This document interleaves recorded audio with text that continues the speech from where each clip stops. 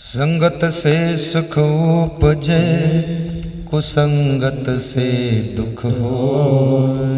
कहीं कबीर तहाँ जाइए, जहाँ अपनी संगति हो। संगत कीजे साधु की, हरे और की व्याधि। ओछी संगति क्रूर की, आठों पहर पाद। संगत का फल मैं आपसे निवेदन करूंगा।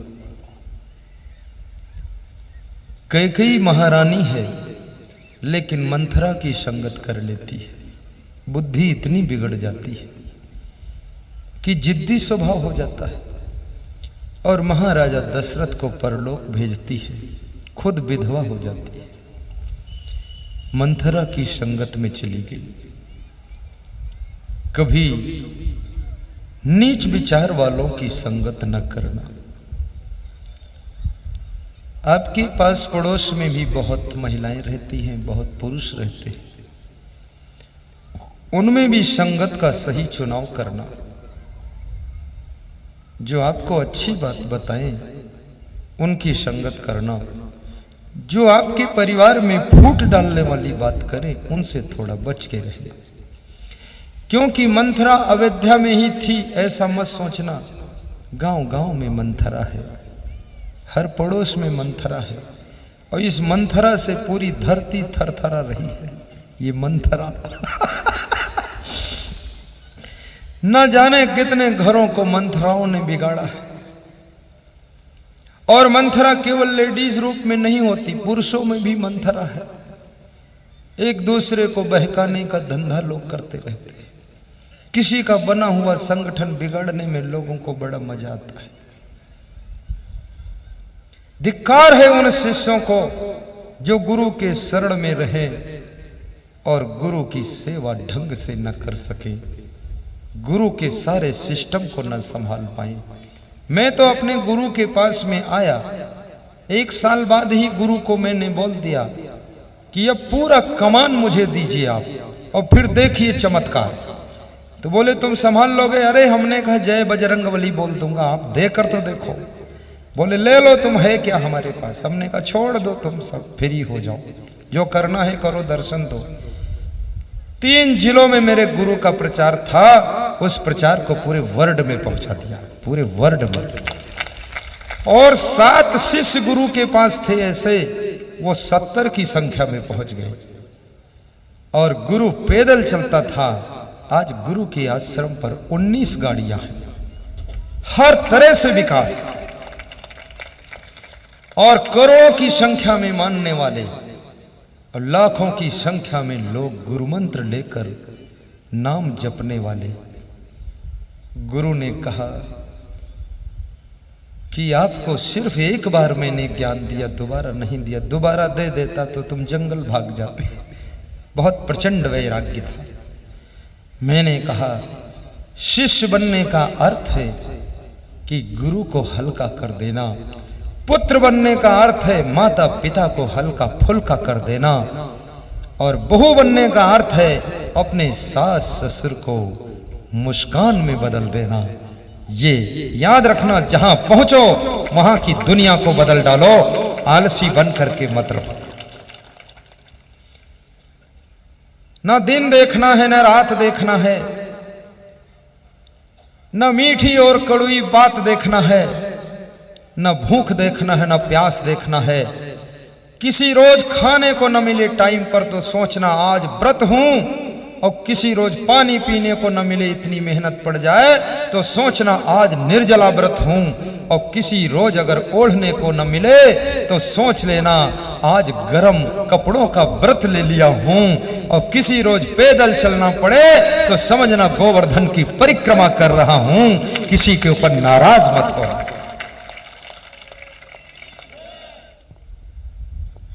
आयुर्विद्या यशो बलम, वृद्धोपि सेविना चत्वारि वर्धन्ते, अभिवादनशीलस्य।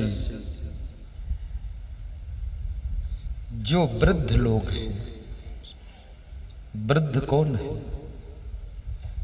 जो ज्ञान में बड़ा है वो सबसे वृद्ध है। उम्र में बड़ा है वो भी वृद्ध है। धन में बड़ा है वो भी वृद्ध है। रिश्ते में बड़ा है वो भी वृद्ध है। जो पद में बड़ा है वो भी वृद्ध है। इनका जो सम्मान करता है उसकी आयु बढ़ती है, विद्या बुद्धि बढ़ती है और उसका यश बढ़ता है और उसका शरीर का बल बढ़ता है। तो पहला काम ये करना, इन वृद्धों की, इन बड़ों की सेवा और सम्मान करना, तो आयु विद्या यश और बल बढ़ जाएगा और एक नया चमत्कार हो जाएगा। दूसरा काम, बुद्धि को बढ़ाना है तो जब नींद आ रही हो तो जरूर सो जाना। नींद में जबरदस्ती मत करना, सो जाना। लेकिन नींद की ऐसी आदत भी मत बिगाड़ना कि गाड़ी चलाते समय नींद आए, अब तुम सो जाओ, गुरुजी ने कहा एक्सीडेंट करो। उसकी भी टाइमिंग सेट करना ताकि कार्य बिगड़ने ना पाए। और जब सोना तो गहरी नींद सोना। गहरी नींद सोने से आपका माइंड रेस्ट पाता है, बॉडी रिलैक्स पाती है, जिससे आपकी बुद्धि कुशाग्र होती है। गहरी नींद सो। इसमें मैं बहुत लोगों के चेहरे देखकर रीडिंग कर रहा हूं कि कितने लोगों को गहरी नींद नहीं आती है, उथली नींद आती है।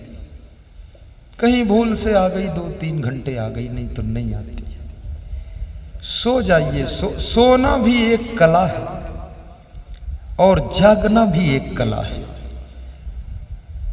गहरी नींद सो भी जाओ और समय पर फट से जाग भी जाओ। कुंभकर्ण मत बनो। समय पर जागोगे नहीं तो कार्य व्यवस्था बिगड़ेगी, तो चिंता और टेंशन होगी, तो भी बुद्धि कम हो जाएगी। समय पर जागना भी है और झट से सोना भी है। और गाजर खा लिया करो, बुद्धि बढ़ेगी। लेकिन एक गाजर खाओगे तो बढ़ेगी, 2-4 खाओगे तो बिगड़ेगी भी। ये चीजें सीमित, गाजर, मूली, सलजम, चुकंदर, हरी मिर्च थोड़ा थोड़ा और टमाटर टुकड़ा टुकड़ा काट करके 250 ग्राम बनाइए। थोड़ा नमक डालिए, स्वाद अनुसार मिर्च डालिए, हरी मिर्च, और सुबह सुबह खूब चबा चबा करके सलाद खाइए केवल। और उसके बाद एक केला खा लीजिए और एक अमरूद खा लीजिए। और फिर कुछ मत खाइए घंटे 1.5 घंटे। फिर देखिए आप क्या होगा चमत्कार आपके शरीर में, बॉडी में। आपका मुखमंडल भी 70 साल की उम्र में भी चमकेगा। मुखमंडल, ये नरेंद्र मोदी प्रधानमंत्री यही खाता है। देखिए उसकी बुद्धि, जब भाषण देता लगता तलवार चला रहा, हाथ फेंकता है। यही खाता है, वो मछली नहीं खाता। मछलियां कभी मत खाना। मछली खाने से बुद्धि मंद हो जाती है, बहुत गंदी है मछली। शाकाहारी बनो और सवेरे खाली पेट थोड़ा सूरज की धूप में जाकर तेज चाल में 3-4 किलोमीटर चलो और लंबी सांस लो। ऐसे ये लंबी सांसें आपकी ब्रेन में फुल ऑक्सीजन भेजेंगे, जिससे आपकी बुद्धि कुशाग्र होगी। कितने लोग तो इतना धीरे सांस लेते हैं, सुन्न फुन कर पूरा खींचते ही नहीं। अरे कोई किराए के फेफड़े हैं यार, क्या भरो जोर से इसमें हवा, जोर से सांस लो। और कितने लोग सुबह मॉर्निंग वॉक में जाते तो ऐसा लगता कोई बूढ़ा हाथी जा रहा है, बहुत धीरे चलते, यूं यूं। ये चाल से चलना ही बेकार, घर में बैठो ठीक। तेज चलो, झड़प से निकलो सड़क से। और पति पत्नी दोनों सड़क पर तो जाओ ही मत, छत के ऊपर अपने दोनों एक साथ सलाह भी करते रहो और पैदल 45 मिनट तक तेज गति में राउंड कर दीजिए, खूब थक जाइए, फिर आइए और सलाद खाइए। और दिन भर में 20-25 बार थोड़ा जोर से हंस दिया करो।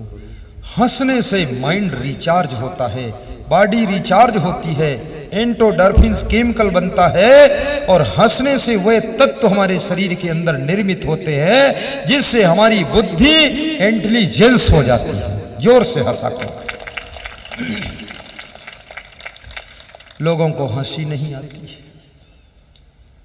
लोग बड़ा चिंतित रहते हैं, दुखी रहते हैं, और दुखी रहने से कोई समस्या का समाधान नहीं होता है। चिंतित रहने से कोई व्यवस्था नहीं बनती है। आप उसकी योग्यता को प्राप्त कीजिए, अधिक सोचा मत कीजिए। जो काम करना है उसी योग्य बनो, और ये मत सोचो कि अपने बच्चों को योग्य बनाऊंगा। खुद योग्य बनो पहले, बच्चे तो बात को बन जाएंगे। कितने लोग खुद तो कुछ करना ही नहीं चाहते, दूसरे के कंधे पर बंदूक रखकर फायर करना चाहते। वो कंधा हटा लेगा तो फायर ही नहीं हो पाएगी। खुद योग्य बनो। हमारे साथ में बहुत से संत हैं, मैं सबसे कहता हूं पढ़ा करो, याद किया करो, लेकिन मैं अपना खुद की तैयारी रखता हूं, रोज पढ़ता हूं। मैं विद्यार्थी हूं, स्कूल में नहीं पढ़ता हूं। हमारे पास में 25-30 किलो किताबें साथ में रहती, रोज हमारी पढ़ाई जारी रहती है। 10 मिनट समय मिलता तुरंत खोल के देखता हूं। जिसका संस्कार होगा वो भी पढ़ लेगा, नहीं पढ़ेगा तो हमको तो अपना तैयारी रखना ही है। क्योंकि कहते हैं खेती पाती बिनती और घोड़े का तंग, अपने हाथ संहारो चाहे लाख लोग हों संग, चाहे लाख लोग हों संग। योग्यताएं हासिल कीजिए, अपनी क्षमताओं का सही प्रयोग कीजिए और करुणावान बनिए, आपकी बुद्धि बढ़ेगी। कठोर मत बनिए। महीने में 1-2 बार अपने परिवार के प्रेम में डूब करके आपकी आंखें आंसुओं से डबडबा जानी चाहिए। फैमिली के प्रति प्रेम और करुणा बरसनी चाहिए, क्रोध नहीं। क्रोध से बुद्धि घटती है और क्रोध बढ़े नर मूढ़ की संगत। जितना मूढ़ की संगत करोगे क्रोध बढ़ेगा, और क्रोध करने से शांति भस्म हो जाती है। ये सब चीजें आपको सत्संग से मिलेंगी। प्रथम भगत संतन कर संगा, दूजे रति मम कथा प्रसंगा। दूसरी भक्ति राम कहते हैं मेरे कथा प्रसंगों में, प्रवचन में, सत्संग में रुचि लेना, प्रेम से सुनना, ये दूसरी भक्ति है।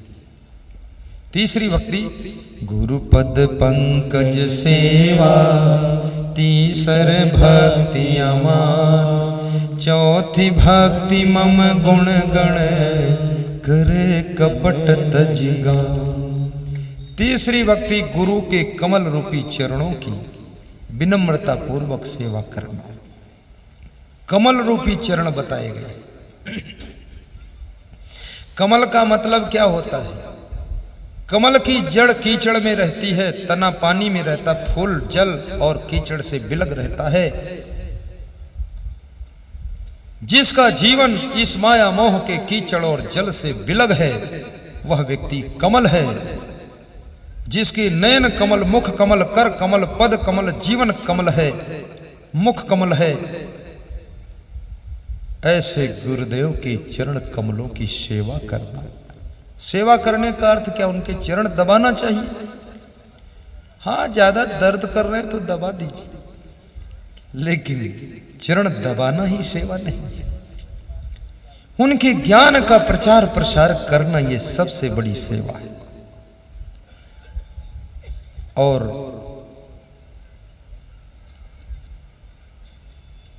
जन जन का कल्याण करना, सत्संग समागम कराना,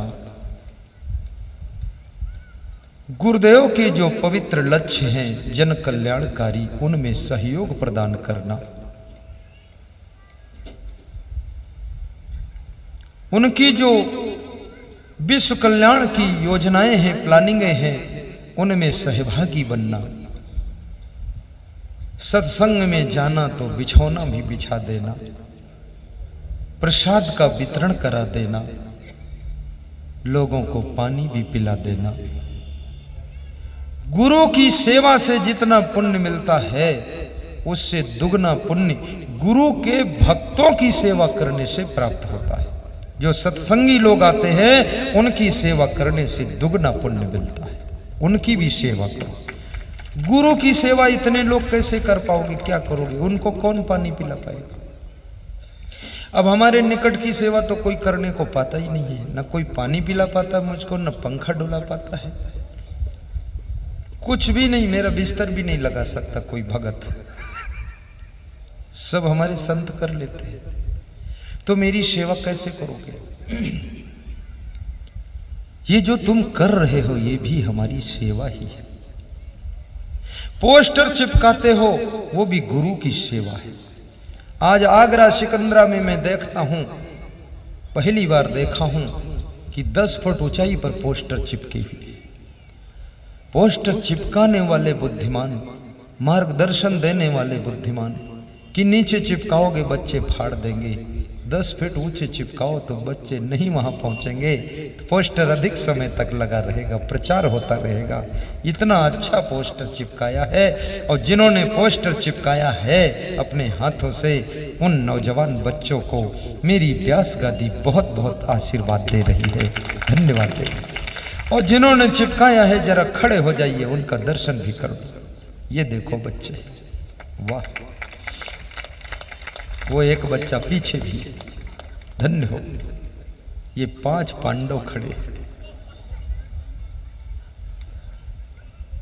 पोस्टर चिपकाया है, और इतना सुंदर पोस्टर छप कर आया है, एकदम जगमग जगमग आंखें खींच रहा है, बड़ा रंग बिरंगा है।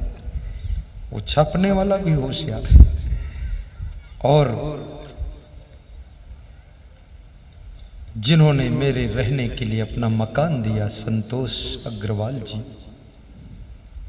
वो भी बड़े धन्यवाद। ये भी सेवा है, अपना मकान देना। मकान उन्होंने खुद के लिए बनाया, अब 3 दिन वो हमको दिए हैं, तो अपना थोड़े में रह रहे हैं। उन्हीं का मकान है, ऊपर नहीं आ सकते बिना आदेश के। अब देखो ये लफड़ा फंसा है, मकान उन्हीं का, लेकिन अब ऊपर मंजिल हमारे अंडर में है, तो दरवाजा बंद तो बंद, अब नहीं आ सकते बेचारे। ये कितना बड़ा त्याग है। ये भी सेवा है। और गुरु महाराज जहां रहते हैं वहां सफाई करना, ये भी सेवा है।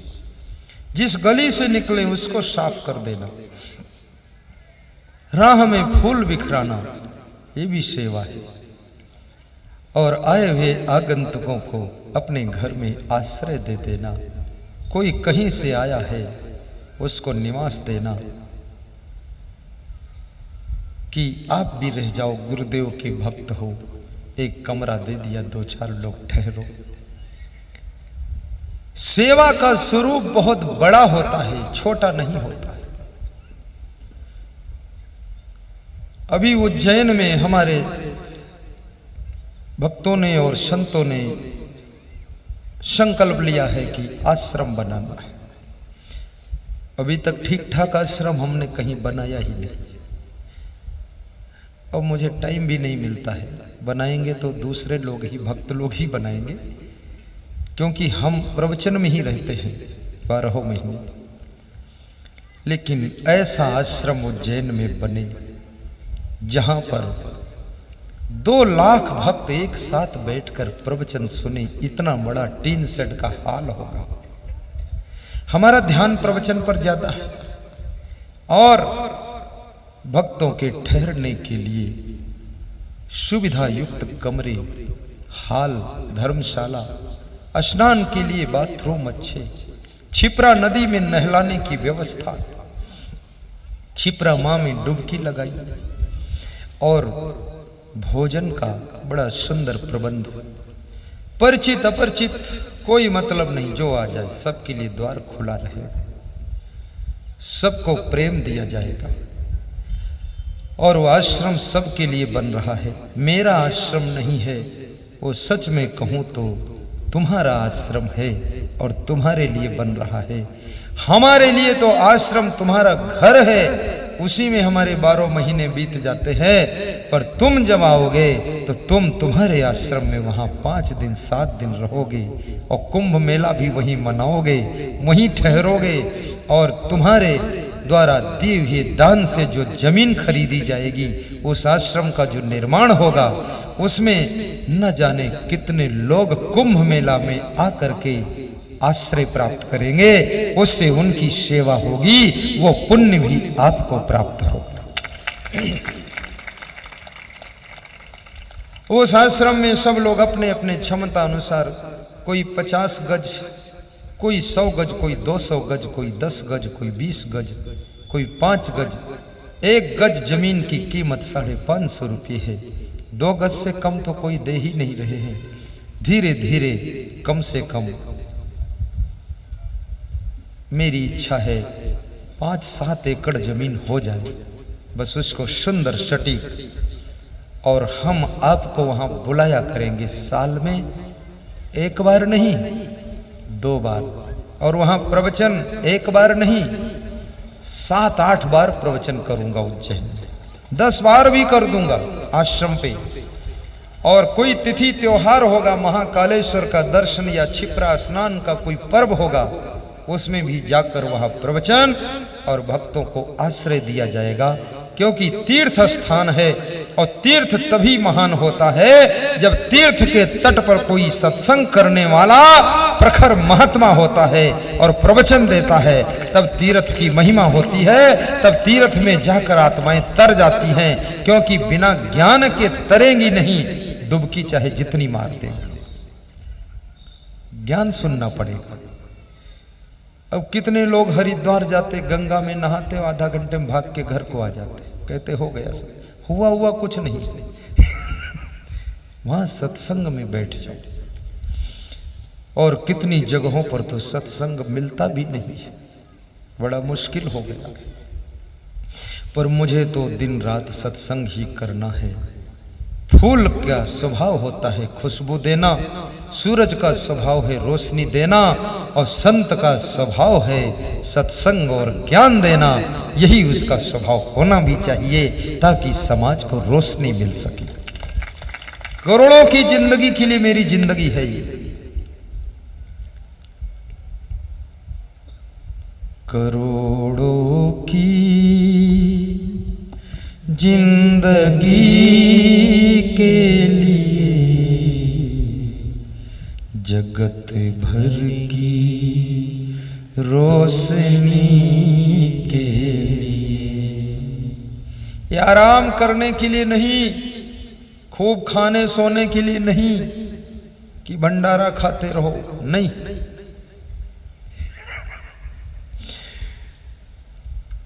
काम करना है, इस दुनिया को जगाना है। संत जगत विचरत यही हेता, जड़ जीवन का करहि सचेता। वो संत को समाज में विचरण नहीं करना चाहिए। जिस संत से समाज की सोई हुई चेतना जाग न सके, केवल भंडारा खाता घूमता रहे, वो संत को केवल आश्रम पर रहना चाहिए और वहीं थोड़ा सेवा करना चाहिए। बाकी खाम खां भक्तों के ऊपर भार नहीं बनना चाहिए। भक्तों के यहाँ जाओ तो ज्ञान की गंगा बहाना चाहिए, उनके परिवार में बदलाव लाना चाहिए, उनके स्वभाव प्रभाव बदल देना चाहिए, उनके घर में शांति आना चाहिए। वो संत को समाज में जाना चाहिए। फालतू वहां भीड़ मचाना, भगत के घर लिए कमंडल खड़े, ना कोई ज्ञान ना ध्यान ना कोई आचरण ना वैराग्य। भंडारा खाओ, भंडा फोर करो, फालतू काम। मेरे से कोई कहता हमारे यहाँ भंडारा खाने आना, मैंने नहीं आता तुम्हारे भंडारा। सत्संग करना हो तो आऊंगा। बोले खाने पीने, मैंने कहा बस साधारण रखो, आप छोले वोले बना दो, बस बात खत्म। ज्यादा खाने में घंटे भर बैठना पड़ेगा, बहुत आइटम मत रखो। अरे बोले इच्छा है, तुमने कहा इच्छा है तो बनाओ, लेकिन टाइम ज्यादा मत लगाना। सत्संग होना चाहिए, क्योंकि हम एक रोटी उसी की खाने के अधिकारी हैं जिसको हम उसकी बुरी आदतें छुड़ाने की अगर हमारे अंदर सामर्थ्य है तभी उसकी रोटी हमको हजम होगी, अन्यथा वो रोटी हमें महंगी पड़ जाएगी। गिरही की दरिया में बड़े बड़े दांत, और करो भजन नहीं तो फट जाएगी आंत। इसलिए ज्यादा घूम घाम करने की जरूरत नहीं। मैं तो किसी के यहां अगर 10 मिनट के लिए जाता हूं तो 5 मिनट सत्संग जरूर सुनाता हूं। और आपसे मैं ये भी कहूंगा कि अपने मोबाइल में भी सत्संग लोड रखना और सुनते रहना। गाड़ी में भी सत्संग सुना करो।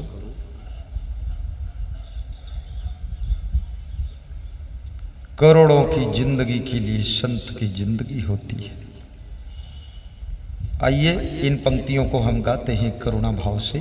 सभी लोग हमारे साथ थोड़ा भाव से गाइए। करोड़ों की जिंदगी के लिए जगत भर की रोशनी के लिए, करोड़ों की जिंदगी के लिए जगत भर की रोशनी के लिए। हे संतों चलते रहना, हे संतों विचरते रहना,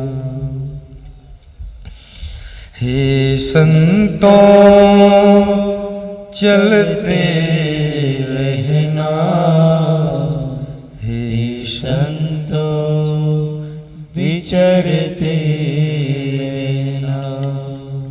करोड़ों की जिंदगी के लिए जगत की रोशनी के लिए, हे संतों चलते रहना, हे संतों विचरते रहना। लिखा है तेरे ही भाग्य में कि तेरा जीवन रहे त्याग में। त्याग में रहना है। संत का जीवन पूर्ण। त्याग भी किस चीज का? चप्पल का त्याग त्याग नहीं है। ये पांव किसी बुरे स्थान पर चलकर न जाए,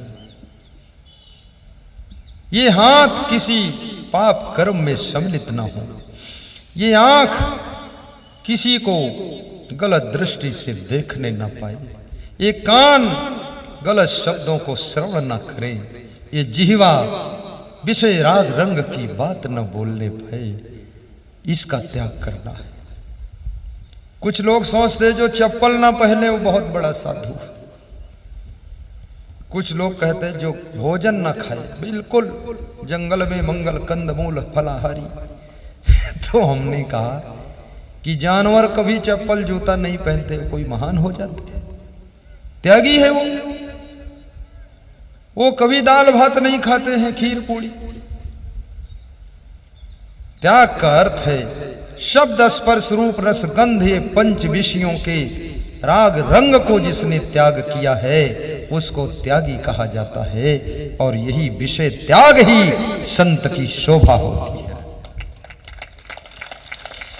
लिखा है तेरे ही भाग्य में कि तेरा जीवन रहे त्याग में, करोड़ों की जिंदगी के लिए जगत भर की रोशनी के लिए, हे संतों चलते रहना, हे संतों विचरते रहना।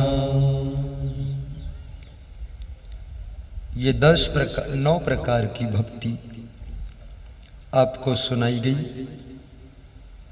इस भक्ति का ध्यान रखना।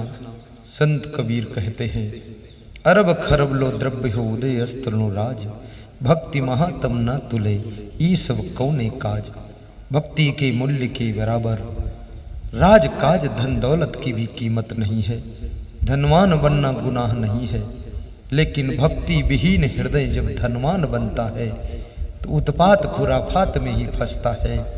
और भक्तिवान आत्मा जब धनवान बनता है तो सोने के भवन को सोने की द्वारिका बना देता है, और बिना गुरु भक्ति के सोने के भवन को वो आत्मा सोने की लंका बना देता है। याद रखना, सोने का भवन बनाइए लेकिन उसे सोने की द्वारिका बनाइए जिसमें कृष्ण बन करके संदीपन गुरु के गीत गाइए।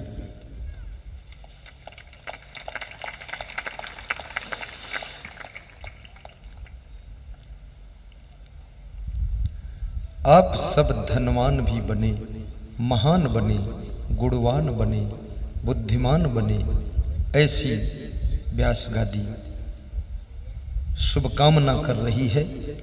आपके घर के बच्चे संस्कारी जन्म लें और भारतीय संस्कृति के अनुसार विदेशी असभ्यता की हवाएं चलती हुई हैं, उनके बीच में भी वह अपने माता पिता के मान सम्मान को बनाए रहे, ऐसी शुभकामना करता हूं और आप सभी को धन्यवाद देता हूं।